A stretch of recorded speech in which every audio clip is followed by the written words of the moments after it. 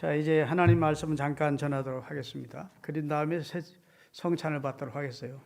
성찬식을 먼저 하고 설교하고 하니까 성찬 설교한 다음에 또 본설교가 있어서 앞으로는 성찬식은 설교 끝난 다음에 하도록 그렇게 하겠습니다. 아시겠죠?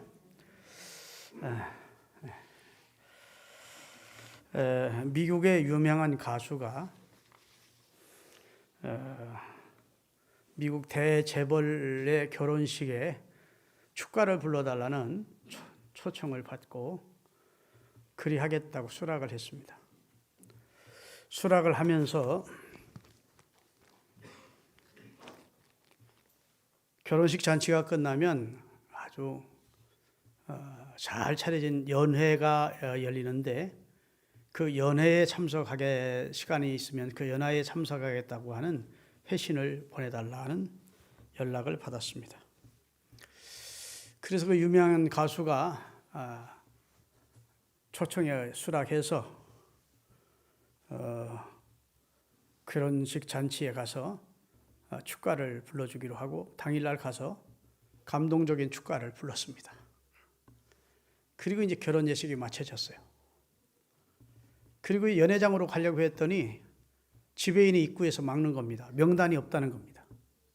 무슨 소리냐? 나 이 잔치에 축가를 부르는 사람이 알고 있습니다. 유명한 가수인 것도 알고 있고 이 예식에 오셔서 축가를 불러주신 것도 알고 있습니다. 그런데 신청자 명단에 없습니다. 착각을 한 거예요. 축가만 불러주겠다고 했지 연회에 참석하겠다는 회신을 달라고 한 것에는 제가 회신을 못 준 겁니다. 명단이 없으면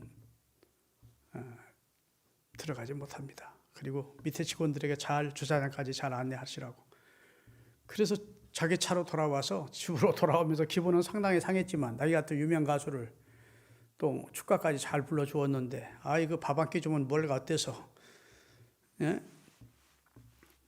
참석하겠다는 초청자의 명단에 없다고 자기를 입장을 거부시키나 속이 많이 상했지만 이 사람이 그리스도인이기 때문에 이 잔치에 내가 못 참석한 것을 통해서 이 잔치는 못 참석할 수 있지만 나는 당연히 천국 잔치에 참석할 수 있다고 생각하고 있다가 나중에 내 생명 끝나고 나서 천국 잔치에 들어가려고 하는데 주님이 네 이름 없다.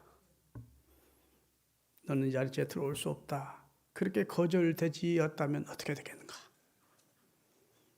그래서 그 자리에서 기도를 했대요. 주님, 저는 예수님을 내 구주로 믿습니다. 예수님을 통해서 내 죄가 속죄받고 그리고 구원받은 하나님의 자녀됨을 저는 믿습니다. 제가 이 땅을 마치고 하나님 앞에 섰을 때 나 모른다고 내 이름 없다고 그리하지 말아주시고 내 이름을 꼭 천국에 기록해 주세요. 그렇게 기도를 하게 되는 진지한 기도를 하게 되는 계기가 되었다는 얘기를 들은 적이 있습니다. 여러분 우리가 이 땅에 사는 동안에 좋은 식사 자리가 많고 또 좋은 분과 식사해서 참 의미 있는 식사를 하는 경우도 있지만 우리가 가장 큰 잔치 자리인 천국 잔치에 다 참여를 해야 되고 이 땅에 사는 동안은 가장 의미 있고 거룩한 식탁이 있는데 바로 이 성찬입니다. 아멘 하십시오. 여기서는 배부르게 드시지 못합니다. 요만한 예수님의 몸을 상징하는 빵조각 하나와 조그만 잔에 예수님의 피를 상징하는 기념하는 그런 포도즙을 여러분이 마시게 될 겁니다. 배부르지는 않습니다. 그렇지만 그 어떤 음식보다 값진 음식이고 생명을 살리는 음식이고 여러분과 저에게 참으로 뜻깊고 영화롭고 내가 이 잔치에 이 성찬에 참여할 수 있다는 이 자격을 얻게 됐다는 것이 실로 최고의 복이에요. 이 땅에 사는 동안 주님이 제정하신 성찬에 참여하시다가 이 땅을 마치는 날 하나님의 나라 영원한 아들의 천국 잔치에 하나님의 아들의 천국 잔치에 여러분의 이름이 기록된 상태로 들어가셔서 그 잔치에 참여하시는 은혜가 있게 되시기를 주의 이름으로 축원합니다. 예수 그리스도를 마음으로 주로 믿고 입으로 예수를 주로 고백하며 사는 구원받은 성도는 성찬을 통하여 주님의 죽으심의 의미를 기억하고 기념하며 살아가는 사람들입니다. 그리고 나를 위해 생명을 주신 예수 그리스도의 죽으심을 주님이 오시는 날까지 그 죽음의 의미를 전하면서 사는 사람들입니다. 우리를 위해 몸을 찢으시고 피 흘려 속죄의 양이 되어주신 예수 그리스도의 몸과 그가 흘리신 피를 기념하는 예식이 성찬 예식입니다. 그리고 예수 그리스도와 내가 따로따로가 아닌 연합된 존재라는 사실을 확인하는 예식이고, 이 상에 함께 참여한 모든 식구들은 남이 아니고 그리스도의 한 가족이라는 사실을, 연합된 한 조직이라는 사실을 깨닫게 되는 것입니다. 성찬식을 영어로 세 가지로 말합니다. 유카리스트라고 해요. 유카리스트라고 해요. 유카리스트란 말은 감사라는 뜻입니다. 감사. 두 번째는 코뮤니션이라고 합니다. 연합입니다. 교제. 세 번째는 사크라멘트라고 해서 충성 맹세입니다. 이게 영어로 성찬을 표현할 때 쓰는 단어들입니다. 유카리스트, 감사, 감사 기도, 감사 예식. 그러니까 성찬은 감사함으로 대해야 되는 예식입니다. 예수님도 24절에, 오늘 본문 24절에 축사하시고 이렇게 되어 있는데, 오늘 요즘 번역 성경된 것은 감사하시고 이렇게 되어 있어요. 예수님이 떡을 떼서 먼저 하나님 앞에 감사했대요. 예수님이 이 떡을 떼고시면서 성찬 예식을 제정하시기 앞서서 왜 감사했을까요? 자기가 이 땅에 와서 자기 자신의 희생을 통해서 인류를 구원하게 되는 귀한 영적 진리를 마지막 식사를 통해서 그의 사랑하는 제자들에게 가르칠 수 있는 기회를 주셨기 때문에, 성찬 예식을 제정할 수 있는 기회를 주셨기 때문에 주님이 오셨다가 다음 날 돌아가세요. 이 성찬 예식을 하고 몇 시간 후에 잡히셔서 돌아가십니다. 십자가에 달려 돌아가시는데, 그때 예수님이 죽으시는 몸이, 그때 흘리시는 피가 의미 없는 몸이요 피가 아니라 인류의 죄를 속죄하는 죽음이라는 사실을 주님이 이 예식을 통해서 제정해 주신 겁니다. 그래서 예수님은 6월절 날 돌아가십니다. 6월절. 그래서 누가복음 22장 좀 7절부터 읽겠습니다. 예수님이 십자가의 길을 지시기 전날 낮에 있었던 이야기를 하고 있는 겁니다. 6월절 양을 잡을 무교절 날이 이른지라 예수께서 베드로와 요한을 보내시며 이르시되 가서 우리를 위하여 6월절을 준비하여 우리로 먹게 하라. 여짜오되 어디서 준비하시기를 원하나이까? 이르시되 보라, 너희가 성 내로 들어가면 물 한 동이를 이기고 가는 사람을 만나리니 그가 들어가는 집으로 따라 들어가서 그 집 주인에게 이르되 선생님이 내게 하는 말씀이 내가 내 제자들과 함께 6월절을 먹을 객실이 어디 있느냐 하시더라 하라. 그리하면 그가 자리를 마련한 큰 다락을 보이리니 거기서 6월절을 준비하라 하시니 그들이 나가 그 하신 말씀대로 만나 6월절을 준비하셨다. 6월절은 이스라엘이 지키는 절기 가운데 가장 예수님의 십자가의 죽으심과 의미가 깊은 절기입니다. 왜냐하면 6월절 어린 양이 죽임을 당하고 그의 피를 인방과 설주에 바르고 그 고기는 그들이 이스라엘 사람들이 그날 먹고, 그리고 하나님이 10번째 재앙으로 애굽을 치실 때 하나님의 재앙이 이스라엘은 넘어가서 하나님의 재앙이 임하지 아니하는 은총을 입고 바로 왕의 항복을 받아내고 이스라엘이 출애굽하게 되는 역사적인 날이 6월절입니다. 그래서 예수님이 자기가 요한복음 1장 29절에 보라 세상 죄를 지고 가는 하나님의 어린 양이라고, 그 양을 잡아서 그 몸은 먹고 그 고기는 먹고 그 피는 인방과 설주에 발름으로 이스라엘이 출애굽할 수 있었다고요. 예수님도 이 땅에 오셔서 그 자신이 세상 죄를 지고 가는 하나님의 어린 양이 되어 우리를 위해 몸도 그리고 피도 다 주시겠다는 말씀을 하십니다.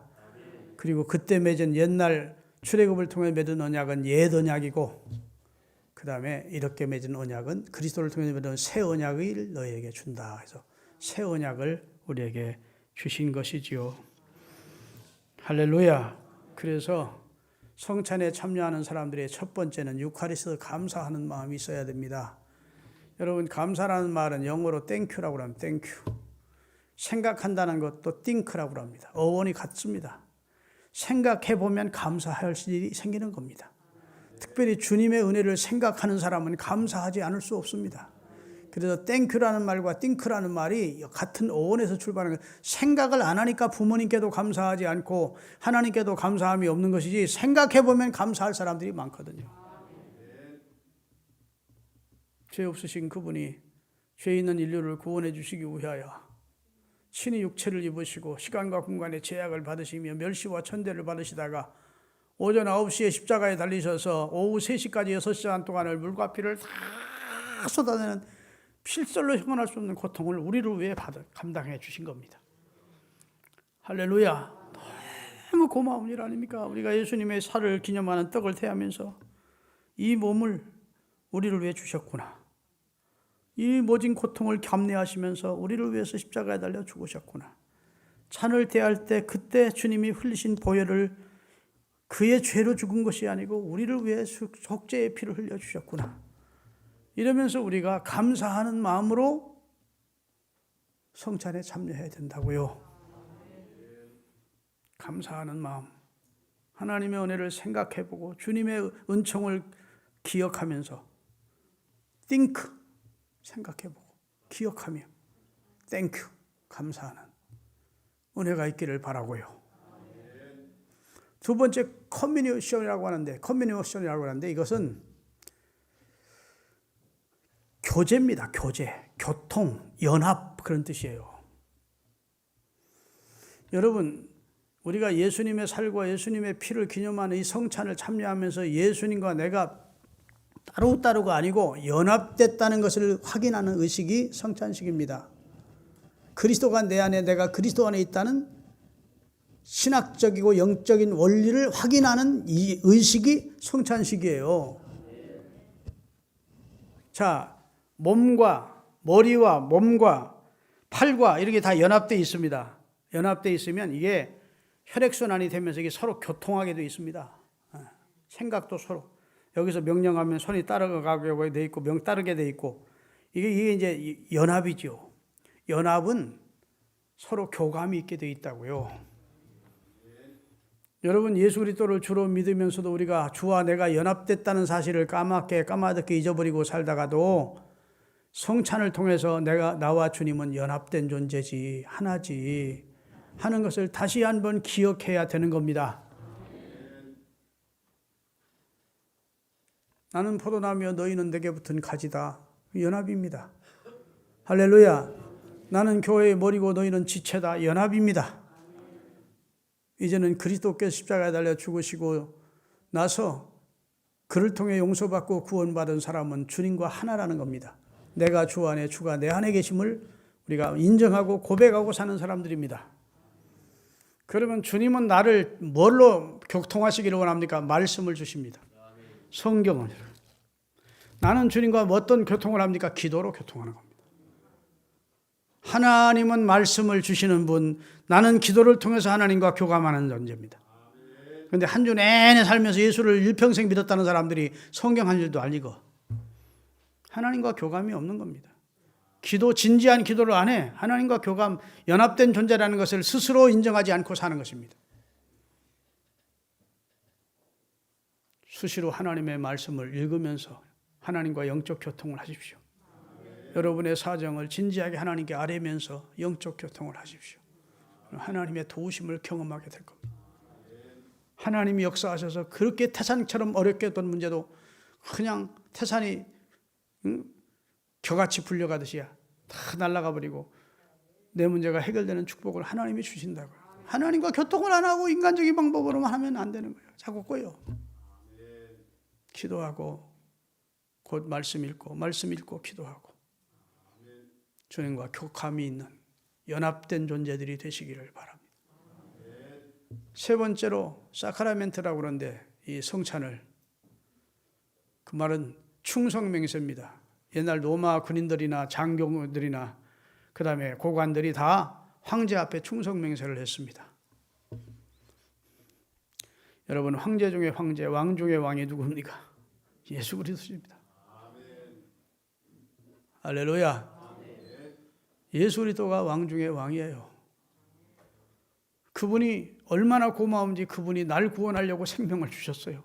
몸과 물과 몸과 피를 다 주셨다고. 여러분, 우리가 십자가를 통해서 얻는 게 뭐냐면 첫 번째로 죄사함입니다. 십자가의 복음을 통해서 얻게 되는 최고의 축복이 죄사함이에요. 그런데 십자가는요, 이 대속적 죽음을 통해서만 가능한데 죄가 있는 사람은 남의 죄를 대속할 수가 없어요. 그래서 대속자는 두 가지가 꼭 요청이 됩니다. 그 첫째는 본인이 죄가 없는 존재여야 되고, 두 번째, 상대를 사랑하는 마음이 있어야 대신 죽어줄 수 있습니다. 그렇죠? 내가 어떤 사람을 위해서 대신 죽으려면 그 사람의 죄를 내가 먼저 깨끗한 사람이어야 되고, 두 번째, 이 사람을 사랑하는 마음이, 상대를 사랑하는 마음이 있어야 대신 죽을 수 있는 거예요. 예수님에게는 이 두 가지가 있었습니다. 그분은 죄 없으신 분으로서 인류의 죄를 대신 질 수 있는 자격을 가진 분이고, 두 번째, 우리를 사랑하시되 죽기까지 사랑하시는 분이었습니다. 그래서 대속적 죽음을 우리 위해 져주신 겁니다. 그러게 이 사실을 그리스도인들이 알게 되면 너무 감사한 것입니다. 이 세상에서 가장 좋은 소식, 가장 복된 소식은 십자가의 복음입니다. 여러분, 이 세상 살면서 기쁜 소식, 좋은 소식이 많이 들었어도, 어떤 사람이 좋은 소식도 많이 듣고 기쁜 소식도 들었어도 아직도 십자가의 복음을 못 들은 사람은 최고 좋은 소식은 못 들은 사람입니다. 최고 좋은 복음을 못 들은 사람이에요. 십자가의 복음이 최고 좋은 복음입니다. 십자가를 통해서만 용서받고 구원받고 하나님의 자녀가 되고 천국 갈 수 있거든요. 이 십자가의 진리를 깨달은 사람들은 절대로 십자가를 포기하지 않고 부정하지 않는 겁니다. 믿습니까? 여러분, 예수님의 십자가의 죽음을 당시로는 세 가지로 보았습니다. 예수님의 십자가를 지켜본 사람들의 반응, 그들이 이제 그 관점이 세 가지인데, 첫째는 예수는 죄값으로 죽었다, 저주받아 죽었다라고 생각하는 겁니다. 사람에 지나지 않는 자가 하나님의 아들이라고 참칭하다가, 하나님이라고 참칭하고 거짓말 참남된 말을 하다가 하나님의 심판으로 죽은 저주받은 죽음이다. 대부분 유대인들은 그렇게 생각했습니다. 그래서 이사야서 53장에 우리가 함께 교독했지만, 저들은 예수가 저의 죄로 죽는 줄 알았다는 거예요. 다시 한번 이사야서 53장 띄워주십시오. 자, 우리는 실로 질고를 지고 우리의 슬픔을 당하였거늘 우리는 생각하기를 예수는 하나님께 징벌을 받아 하나님께 맞으며 고난당한다, 그렇게 생각했어요. 당시 유대교인들은 인간에 지나지 않은 하잘것없는 존재가 감히 자기를 하나님의 아들이라고 참남된 말을 하다가 신성모독하다가 하나님의 심판으로 십자가에 매달아 죽은 저주받은 죽음이라고 생각했어요. 두 번째는 대부분 비그리스도인들, 비유대인들이 생각한 겁니다. 당시 헬라인이나 로마인들은 정치적으로 억울하게 희생된 죽음이라고 생각했습니다. 한 사람의 정치적 개혁자가 세상 잘못된 세상을 바꾸려고 세상에 개혁을 시도하다가 당대 기득권자들인 정치 지도자와 종교 지도자에 의해서 희생이 된 억울한 죽음이다. 대부분 로마인이나 헬라인들은 그렇게 생각했습니다. 마치 이조 시대 때 조광조가 개혁을 주장하다가 기득권에 의해서 죽임을 당하듯이 예수도 세상 한번 뒤집어 보려다가 바로잡아 보려다가 힘 있는 사람들에 의해서 제지를 당하고 죽임을 당했다. 억울한 죽음을 당한 사람이다. 이렇게 생각했어요. 세 번째 관념은 예수 그리스도는 하나님께서 보내신 메시아로서 그의 죄 때문에 죽은 것이 아니고 성경에 기록된 대로 모든 인류의 죄를 대속하기 위해서 대속적 죽음을 죽으셨다. 할렐루야. 그의 죽음은 저주받은 죽음도 아니고 개혁자의 실패의 죽음이 아니라 그가 죽으면서 마지막으로 다 이루었다고 선언하듯이 인류의 죄를 속죄하러 오셨고 자신의 피와 자신의 삶을 통해서 인류의 죄를 속하는 일을 다 이루신 승리의 죽음이다. 그래서 십자가는 그 속에 담긴 내용이 복음이라는 겁니다. 십자가를 통해서 우리 죄가 처리되고 우리가 의롭다함을 얻고 우리가 성령을 받고 하나님의 자녀가 되는 놀라운 길이 십자가를 통해서 이루어지기 때문에 십자가의 복음은 최고의 복음이라는 겁니다. 자, 그러면 보십시오. 예수의 죽음이 저주받은 죽음이다. 예수의 죽음이 개혁자 하다가 실패한 실패자의 억울한 죽음이다. 그렇게 주장하는 사람들은 그렇게 주장하는 근거가 있어야 돼요. 그 다음에 증언이 있어야 되고 예수님의 죽음은 십자가에 달려 죽는 죽음은 인류의 죄를 대속하는 죽음이었다는 것은 이루 헤아릴 수 없이 많은 증언들이 있습니다. 구약 성경의 거의 전체가 다윗의 후손으로 예수 그리스도 메시아가 태어나서 인류의 죄를 위하여 대속적 죽음을 저주의 나무에 달려 놔뜨게 달려 그 다음에 모세가 광야에서 뱀을 든 것처럼 높이 달리신 상태에서 우리 인류의 죄를 속해 주실 것인데 그의 찔림은 우리 죄 때문이고 그의 상함은 우리 허물 때문이고 하나님은 우리 무리의 죄악을 그에게 담당시켜서 그를 통해서 인류가 생명을 얻고 구원을 받게 하셨다, 하시겠다 하는 말씀이 차고도 넘친다고. 믿습니까? 차고도 넘쳐. 그리고 더 확실한 증거로 하나님은 그를 죽은 자 가운데 3일 만에 부활시키십니다. 그가 옳은 자였음을, 그가 의인이었음을, 그가 하나님이 보내신 구원자임을 입증하시기 위하여 그를 부활시키신다. 그것이 예수 그리스도가 십자가에 달려 죽은 죽음이 실패자의 죽음도 아니고 저주받은 자의 죽음이 아니고 세상 죄를 지고 가는 하나님의 어린 양으로 그가 천명하신 대로 인자는 섬김을 받으러 온 게 아니고 섬기려고 도리어 자기 목숨을 많은 사람의 대속물로 주기 위해서 완도라는 주님의 말씀을 친히 그 몸으로 행하심으로 십자가가 가장 인류에게 좋은 소식이 되고 복된 소식이 되고 유앙겔리온이라고 하는 참으로 우리에게 희망적인 소식이 되는 겁니다. 이 십자가의 진리를 우리가 믿는 사람들이 오늘 함께 모여서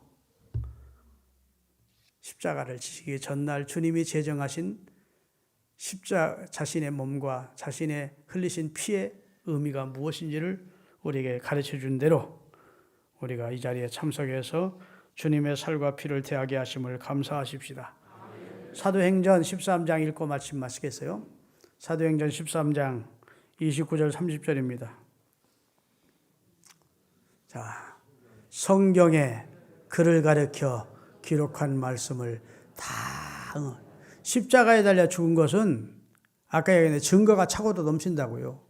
구약 성경에 그를 가르쳐 기록한 수백 수천 가지의 말씀이 다 성취되게 하기 위한 것이라는 거예요.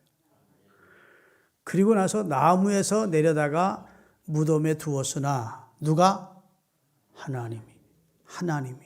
하나님이 예수를 죽은 자 가운데서 살리신지라. 우리가 이 일의 증인이다. 이렇게 나옵니다. 그러기에 예수님은 이 세상에 태어났던 한 인간의 죽음이 아니고 인류의 죄를 속량하는 하나님의 아들 메시아의 죽음이었고 그를 통해 우리가 살게 되는 것이고 구원 얻게 되는 것이고 용서받게 되는 것이고 하나님의 자녀가 되어 천국을 상속받게 되는 줄로 믿으시기를 바랍니다. 그 주님의 은혜에 감사하시는 분 두 손 들고 아멘 하십시오. 고린도전서 1장 18절에 보면 십자가의 도가 멸망당하는 자들이 볼 때에는 미련하게 보이고 구원을 얻은 우리에게는 하나님의 지혜와 능력이 된다. 구원받은 여러분은 십자가를 생각하면 너무 고마운 것이에요. 그래서 우리 오늘 부른 찬송이 그런 찬송 아닙니까? 오 갈보리 오 갈보리 주 예수 나를 위하여 십자가에 못 박히신 보배로우신 나의 주 달려 죽은 십자가 우리가 생각할 때 또 어디 있어? 웬 말인가 나를 위하여 주 돌아가셨나? 또 십자가 찬송. 주 십자가 못 박힐 때, 나 십자가 대할 때 그 일이 고마워. 아멘. 우리가 계속 십자가를 찬양하는 건 아닙니까? 십자가, 예수님의 십자가가 너무 고마운 것이죠.